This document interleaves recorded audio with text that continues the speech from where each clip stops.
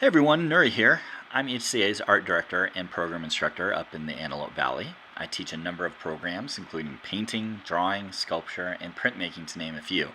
I also design many of HCA's promotional posters, graphics, and logos, in addition to doing my own art practice, which includes murals, illustration, graphic design. Today I'm going to be showing you a process video for a quick and fun watercolor doodle. This is super informal, so whether you're an experienced artist or have never even picked up a brush, I hope that this is a good way for you to jump right into it and learn some of the process. To get started, we're just going to go over some of the materials that we'll be needing, starting off with watercolor paper. That is a great place to start. You are going to need paper that is fit to handle the actual water on it. So computer paper isn't going to cut it.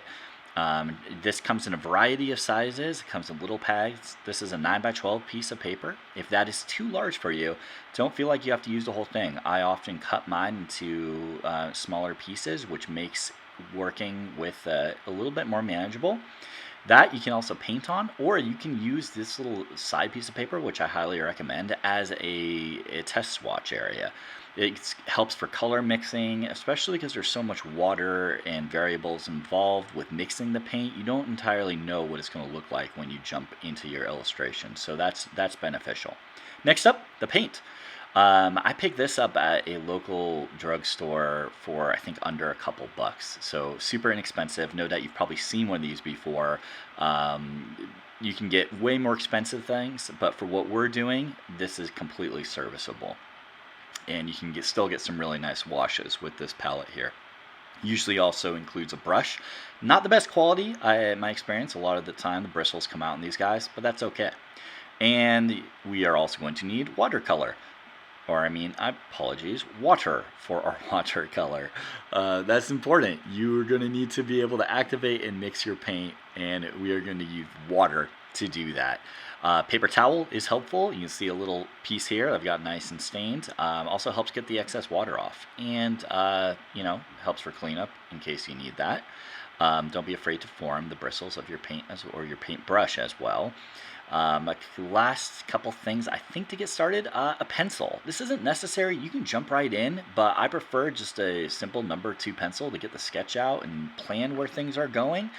That's super helpful because a page can be kind of daunting, and so if you're sketching out the idea, then it helps to kind of know where you're going to go. Also, an eraser. If you're mistake prone like I am, this is helpful, but definitely doesn't have to be the case. We can go ahead and get started now. The idea here is just to rough out your shapes. I'm going to be doing an image of a California scrub jay, which is a bird local to my area and probably other parts of Southern California. And this doesn't need to be anything perfect or fancy.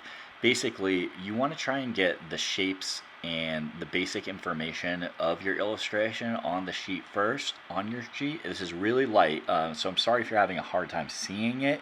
You don't want it too dark because then it will show up through the paint, but I promise that this will get easier to see as I go on. And once again, I'm just kind of giving myself a blueprint for what I want my illustration to look like. These are guidelines. I don't have to necessarily follow them. That's part of the fun with watercolor, is just kind of letting the colors and wash do what it wants to do within, a certain extent. And I'm just going to go ahead and, I got most of my bird in now. I'm going to give him a little perch as well. I want him to not just be, in a sitting pose, floating in the middle of a page. So we're going to give him a tree branch to sit on. This is something that I have photo reference for. Couldn't fit it in the frame, but I highly recommend that if you don't know what to paint, that you find an image of something that you like, or even just find an image of something in general. Even if you do know what you want to paint, it helps to have something to reference, so it's a little more accurate, and it actually helps in the concept stage as well, because you're able to better get the proportions, and that's one less thing that you have to worry about when you're dealing with this big, open, empty, blank piece of paper. So it could be animals, it could be people, it could be landscape. Just find something that's interesting to you. And once again, the sketch does not have to be perfect. Okay, all right, we are going to start filling in the color now. So basic idea here is just using the pencil guidelines to fill in the color. I let the brush do a lot of the work for me. And what that means is instead of trying to create specific shapes by outlining them like you would draw them with a pencil, I just kind of let the brush make its mark. And then on top of that, the water is also going to kind of have a little bit of say in that as well and have a mind of its own. And it will spread and create different patterns. And you can see you can do little marks and little hatches. But overall, this is just about filling in the colors, creating some cool washes, some cool effects, and filling it all in. And most importantly, of course, having fun with it. A lot of this is experimentation. It's playing around with the colors, being comfortable with the colors and the brushes, and getting used to it. And so that's why I just consider this a quick little doodle. A couple of basic things to remember when you're filling in with watercolor is that you generally want to start with your lighter colors, and then go darker. Normally with painting or even drawing, it generally helps to have an idea of where your darker and lighter values are going to be laid out. Another reason why sketching does help. And that's a little important if you want your image to look a specific way, because with watercolor, you'll notice on this palette that I have right here, granted it's a basic palette, but there is no white. It's incredibly difficult with what you're given to make things lighter. A good way to do that is just to use more water. The more water you use, the lighter your tones and wash will become, and conversely, the darker you want it to be, use less water. That will yield more vibrancy and darker colors. But it is important also to note that there's no white. So let's say you want certain parts of this bird or anything that you're painting to be white. You're going to want to know what those areas are and leave those areas blank, and do your best trying not to get paint inside of those areas. If you've accidentally painted over a certain area that you would like to be lighter or specifically white, you can use either paint, colored pencil, or marker after it's completely dry to fill in those areas. I find that white colored pencils or white gel markers work really nice for highlights. You can also use gouache, which is known as an opaque watercolor as well. That will kind of match the tone a little bit better than just like, let's say, a straight up acrylic. However, acrylic will work as well. You just want to make sure that your illustration is completely dry before you do any of that, or you might mess up the paper or the paint or anything else you've been working on. All right, looking like this guy is well on his way to being complete. In case you're wondering, this part of the illustration process, meaning just getting the watercolor down on paper, took me about 15 minutes. So not too long, but I just wanted to speed it up so you could see things evolving a little bit more quickly here.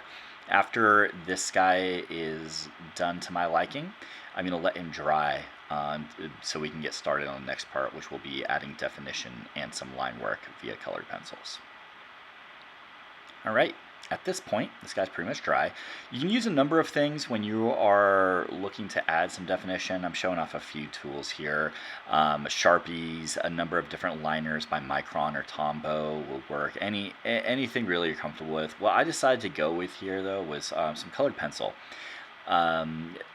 In my experience, a black marker or a liner can be a little bit heavy-handed. So if you choose a colored pencil, just a sharpened colored pencil, once again, any kind will do.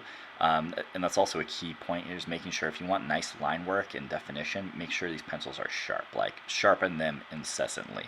And I choose colors that are going to complement what I'm working on. For example, the perch tree branch, I used kind of like a dark umber color, darkish brown. And then for the bird itself, that's a blue, violet, indigo-ish color. And this is kind of my favorite part of the entire process. You're able to use any existing pencil work or line work you still have. I try and go over that, but then I also am able to use the shapes that have evolved through the painting process as well. This is where you can kind of deviate a little bit from your source material if you were using any to begin with. You can use your lines created by the different washes of watercolor and the paint to sort of dictate where these lines go and what shapes emerge. And so your line work can be kind of subtle, a little subdued, or you can go crazy and cover every single square inch of your illustration or painted illustration with some sort of cool line work. How much line work you add or how much detail is entirely up to you. It's important to remember that there is no wrong way to do this as long as you're happy with it and enjoying the process of it. It's all about exploring and experimentation and getting comfortable with the medium and the tools that you're working with. So as I wrap up this illustration with some final touches and last minute details, I hope that you enjoyed this video and gave you at least a little bit of insight into my process for illustration and watercolor. I'd love to see everyone's own interpretation and take on illustration, so feel free to grab a brush, get some paint, and have a go at it. All right, thanks again, folks. See you next time.